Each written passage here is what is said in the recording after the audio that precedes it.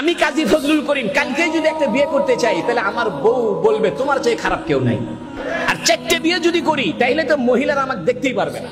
সেখানে হুজুর সাল্লাল্লাহু আলাইহি ওয়াসাল্লাম বিয়ে করেছেন 13টা, 11টা নিয়মতান্ত্রিক বিবাহ, আর 2টাকে হুজুর সাল্লাল্লাহু আলাইহি ওয়াসাল্লাম আজাদ করে মুক্ত করে বিবাহের মর্যাদা দিয়েছেন। 13 জন স্ত্রী ছিলেন। এবং মজার ব্যাপার হলো, হুজুর সাল্লাল্লাহু আলাইহি ওয়াসাল্লাম প্রথম বিবাহ করেছেন বয়সের দিক থেকে অসামঞ্জস্য সম্পূর্ণ। হুজুর সাল্লাল্লাহু আলাইহি ওয়াসাল্লামের বয়স যখন 25, খাদিজা রাদিয়াল্লাহু আনহার বয়স তখন 40। আর হুজুর সাল্লাল্লাহু আলাইহি ওয়াসাল্লামের বয়স যখন 53, তখন হুজুর সাল্লাল্লাহু আলাইহি ওয়াসাল্লাম বিয়ে করেছেন আয়েশা সিদ্দিকার বয়স 9। এখন নাস্তিকদের কাছে এটা একটা বড় মোক্ষম সুযোগ যে তোমাদের মুহাম্মদ তো বালিকাকে বিয়ে করে, তোমাদের মুহাম্মদ তো বহু বিবাহ করে, তোমাদের মুহাম্মদ তো নাউজুবিল্লাহ ক্যারেক্টারের দিকে দুর্বল। ও যুবক শুনে রাখো, ও নাস্তিকেরা শুনে রাখো, মন খুলে শুনে রাখো, হুজুর সাল্লাল্লাহু আলাইহি ওয়াসাল্লাম বিবাহ করেছেন, এটা বৈষয়িক প্রয়োজনে বিবাহ করেন নাই, এটা বায়োলজিক্যাল কারণে বিবাহ করেন নাই। হুজুর সাল্লাল্লাহু আলাইহি ওয়াসাল্লাম বিবাহ করেছেন, জীবন পৃথিবীতে অতিবাহিত করেছেন ইসলামের জন্য, তাওহীদের জন্য, মানবতার জন্য, বিশ্বাসের জন্য, পৃথিবীতে শান্তি আর রহমত প্রতিষ্ঠার জন্য। হুজুর সাল্লাল্লাহু আলাইহি সাল্লামের বয়স যখন 25, খাদিজা রাদিয়াল্লাহু আনহার বয়স তখন 40। এখন আমি উল্টাটা ধরি, নবীর বয়স যদি 40 হইতো, আর খাদিজা রাদিয়াল্লাহু আনহার বয়স যদি 25 হইতো, আর হুজুর সাল্লাল্লাহু আলাইহি ওয়াসাল্লাম যদি গারে হেরাতে গিয়ে রাত্রে 6 মাস থাকতেন, দিনের বেলা বাড়িতে বাড়ি ইসলামের দাওয়াত দেন, রাত্রে বেলা নবী বাসায় থাকেন না, গারে হেরাতে থাকেন, সারা রাত নামাজ পড়েন, তাহলে 25 বছরে একজন স্ত্রী বলতো, মুহাম্মদ আপনি কি শুরু করছেন?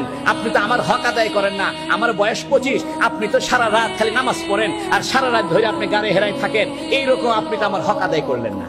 এই জন্য হুজুর সাল্লাল্লাহু আলাইহি ওয়াসাল্লাম 25 বছর বয়সে 40 বছরে একজন বিধবাকে বিয়ে করেছেন, কারণ যাতে হুজুর সাল্লাল্লাহু আলাইহি ওয়াসাল্লামের ইসলাম প্রচারে মহিলাটা সহায়ক হতে পারে, ইসলাম প্রচারে হুজুর সাল্লাল্লাহু আলাইহি ওয়াসাল্লামের স্ত্রীর সান্ত্বনাটা সহায়ক হতে পারে। এই জন্য খাদিজা রাদিয়াল্লাহু আনহা বলছেন, আপনি তো অসহায়ের সহায়, আপনি তো বিধবার সহায়, সমস্ত কাজে হযরত খাদিজা রাদিয়াল্লাহু আনহা হুজুর সাল্লাল্লাহু আলাইহি ওয়াসাল্লাম সহযোগিতা করেছেন।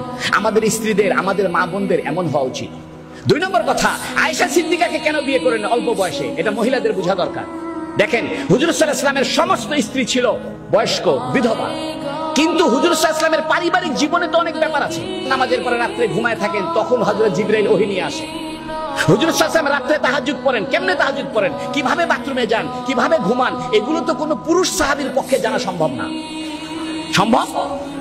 হুজুর সাল্লাল্লাহু আলাইহি ওয়াসাল্লাম ইন্টারনাল লাইফ, পারিবারিক ইন্টারনাল লাইফ, রাত্রিকালীন জীবন, স্বামী স্ত্রীর একবারে অন্তরঙ্গ জীবন, এটা তো কোনো আবু হুরায়রার পক্ষে জানা সম্ভব না, এটা তো ইবনে মাসউদের পক্ষে জানা সম্ভব না, এটা তো আব্দুল্লাহ বিন আব্বাসের পক্ষে জানা সম্ভব না। এই জন্য আল্লাহ পাক হুজুর সাল্লাল্লাহু আলাইহি ওয়াসাল্লামকে অল্প বয়সের একটা মেয়ে, 9 বছরের একটা বালিকার সঙ্গে বিবাহের ব্যবস্থা করেছে, যাতে নবীজির ইন্টারনাল জীবনের লক্ষ লক্ষ হাদিস উনি মুখস্থ করে আমাদের কাছে পৌঁছাইতে পারে। হযরত আয়েশা সিদ্দিকার জন্ম না হলে, আয়েশা সিদ্দিকার মতো অল্প বয়সের একজন মেয়েকে হুজুর সাল্লাল্লাহু আলাইহি ওয়াসাল্লাম বিবাহ না করলে, আমরা হুজুর সাল্লাল্লাহু আলাইহি ওয়াসাল্লামের পারিবারিক জীবনের কিছুই জানতাম না। লক্ষ লক্ষ হাদিস বর্ণনা করেছেন আয়েশা সিদ্দিকা রাদিয়াল্লাহু আনহা। কোরআন নাজিল হয়েছে আয়েশা সিদ্দিকার লেপের ভিতরে। আয়েশা সিদ্দিকা বলেন, আমি আর হুজুর সাল্লাল্লাহু আলাইহি ওয়াসাল্লাম লেপের ভিতরে থাকতাম, কখনো আমার পা থাকতো নবীর গায়ের উপরে, কখনো নবীর পা থাকতো আমার গায়ের উপরে, এর মধ্যে ওহী এসে নাজিল হইতো। আপনি আয়েশা সিদ্দিকার বিবাহ আপনি শুধু বয়সের তারতম্য দেখছেন, বিষয় সেখানে না। বিষয় হলো এই উম্মতের জন্য, এই উম্মতের জন্য হুজুর সাল্লাল্লাহু আলাইহি ওয়াসাল্লামের ইন্টারনাল লাইফের পুঙ্খানুপুঙ্খ বিবরণ আয়েশা সিদ্দিকার মতো একজন ব্রেনি মহিলার দরকার।